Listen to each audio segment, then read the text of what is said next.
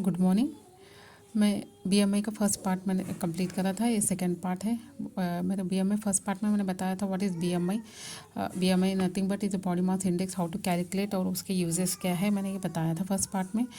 और उसके कॉम्प्लिकेशंस क्या है, जब बीएमआई इंक्रीज होता है, रेज्ड होता है, तो उसके कॉम्प्लिकेशंस क्या हो, जैसे मैंने आपको समझाया था। तो बीएमआई जब रेज्ड होता है, नॉर्मल लेवल इज़ 18.5 टू 24.9 को बताया था मैंने।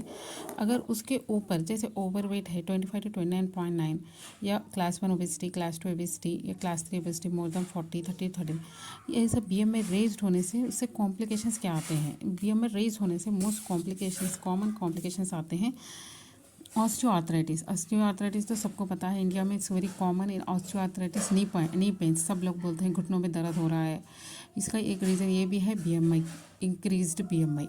गाउट, ये भी पता है, जब घुटनों में सूजन आ जाती है, दर्द होता रहता है और लालपन आ जाता है, तो ये चांसेस है कि मोस्टली ये गाउट में तो फर्स्ट बिग टो बोलते हैं, पैर की मोटी उंगली पहले इन्वॉल्व होती है, उसमें दर्द, सूजन, लालपन आता है, उसके बाद दूसरे जॉइंट्स भी इन्वॉल्व होते हैं।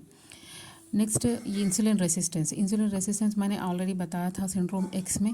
जैसे कि इंसुलिन तो जितना चाहिए उतना इंसुलिन प्रोडक्शन तो होता है बॉडी में, लेकिन अपने बॉडी की कैपेबिलिटी ऑफ वो ग्लूकोज को यूज़ करने की कैपेबिलिटी नहीं रहती है, वो हो जाता है। इसकी एक रीज़न ये भी है कि ज़्यादा फैट टिश्यू का बढ़ जाना।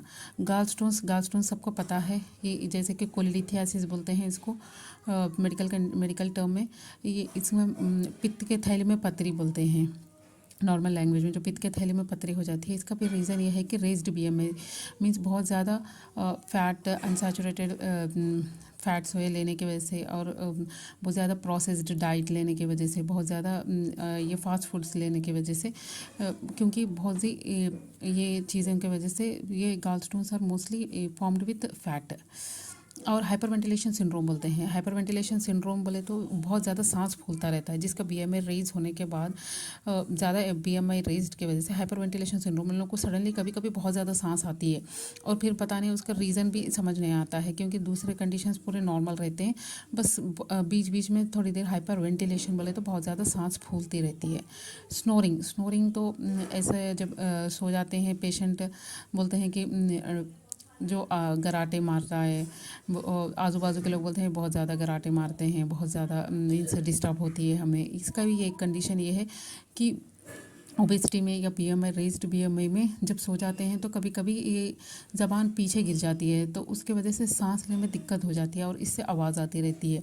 और ये गला ये पूरा मोटा होने की वजह से, फैट की वजह से, सांस लेने के जो पाइप्स में जैसे ट्रेकिया बोलते हैं, उस सब में थोड़ा सा डिस्कम्फर्ट होने की वजह से गराटे आते हैं। स्लीप एपनिया, और बहुत सारे पेशेंट्स हम लोग देखते हैं कि बोलते हैं कि सडन से हमें नींद में एकदम से हमारी सांस रुक गई, और बहुत सारे बोलते हैं कि हमें छाते पे वज़न सा हो गया था, और बोलते हैं मीन्स मोस्टली ये पूरे सब दूसरे तरफ लेके चले जाते हैं ये कंडीशन।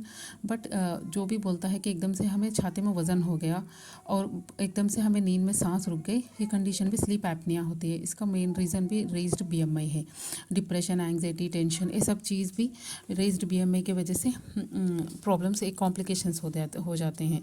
तो how to get rid of this complications. ये कॉम्प्लिकेशन से गेट रीड करने के लिए first we try to decrease BMI. How to decrease BMI, हम बीएमआई कैसे डिक्रीज़ करते हैं। बीएमआई ऐसे डिक्रीज़ करने के लिए फर्स्ट तो ब्रेकफास्ट कंपलसरी लेनी है। ब्रेकफास्ट कभी भी स्किप नहीं करना है, इसे we should take the breakfast, but we should skip all processed diet, already मैंने बोला है। और क्वांटिटी कम करनी है, क्वांटिटी जैसे अब तुम पहले 5 चपाती खाते हो या 5 रोटी खाते हो, तो at least try to decrease the 2.5 को कर दो, मीन्स क्वांटिटी रिडक्शन करो। और डिक्रीज कैलोरी कम करो, जैसे कि वन मेल को या फीमेल ज़्यादा से ज़्यादा 4 teaspoon of oil per day is enough है। एक्चुअली तो 2 teaspoon, but maximum we can go for 4 teaspoon तक तेल खा सकते हैं। उसके ऊपर ट्राई टू अवॉइड कर दो इस चीज़ को बिल्कुल भी। और vegetables are the great diet. Vegetables एक ही है जो आइडियल है जो डाइट के प्लान के लिए। So you try to increase the vegetable quantity as a raw या बॉइल्ड या soups, whatever whichever, जैसा खाना चाहते हो वैसा खा लेना। बहुत ज़्यादा सब्जी तरकारी जो भी बोलते हैं वो बहुत ज़्यादा, ये ओनली आइडियल डाइट है। और फैट्स में भी और sugar is really very dangerous because sugar insulin resistance को बढ़ाता है, इंसुलिन रेसिस्टेंस को बढ़ाता है। क्योंकि जैसे शुगर की लेते हैं तो शुगर जैसे बॉडी में जाता है दैट इज़ प्रमोट इंसुलिन को ज़्यादा कर देता है। जब इंसुलिन आता है तो वो साथ ही क्या करता है, that is try to push the glucose to abdominal fat. ये मीन्स वो इंसुलिन आते ही क्या करता है, पेट में चर्बी बढ़ा देता है या लिवर को भेज देता है फैट बढ़ाने के लिए, इधर उधर कर देता है। तो ओवरऑल ये फैट को बढ़ाता है लेकिन घटा नहीं सकता है। सो शुगर को कम्प्लीटली कम करना चाहिए। It's better to avoid sugar. और ऑयल कम से कम लेनी चाहिए। तो आइडियल ऑयल बल्कि किसको बोलते हैं आजकल, आइडियल ऑयल दो तीन चीज़ है जो आइडियल ऑयल बोल रहे हैं। वो है राइस ब्रान ऑयल, एक सोयाबीन ऑयल है, राइस ब्रान ऑयल है, और मस्टर्ड ऑयल जो राई का तेल बोलते हैं। ये आज के लाइफ में एक्चुअली आइडियल ऑयल्स के नीचे ले सकते हैं मस्टर्ड ऑयल। और ये ऑयल ग्राउंडनट वो सब चीज़ भी यूज़ कर सकते हैं विथ मिक्सिंग दीज ऑयल्स, उसको मिला के मिक्स करके यूज़ कर सकते हैं। बट आइडियल ऑयल तो राइस ब्रान ऑयल है, सोयाबीन ऑयल है और मस्टर्ड या राई का तेल है। तो ये चीज़ें लाइफ में थोड़ा सा चेंज कर लें। और सुबह में जो चाय पीते हैं बहुत ज़्यादा, बस उसको हाफ कप कर लें। और जो क्वांटिटी है वो कम कर लें, जो ऑयल प्रोसेस डाइट कम कर लें। बस बहुत सारी दवाई भी है जिसको बीएमआई को डिक्रीज़ करती है, लेकिन वो दवाई भी, सब दवाइयों से अपने प्रॉब्लम्स, अपने साइड इफ़ेक्ट्स हैं।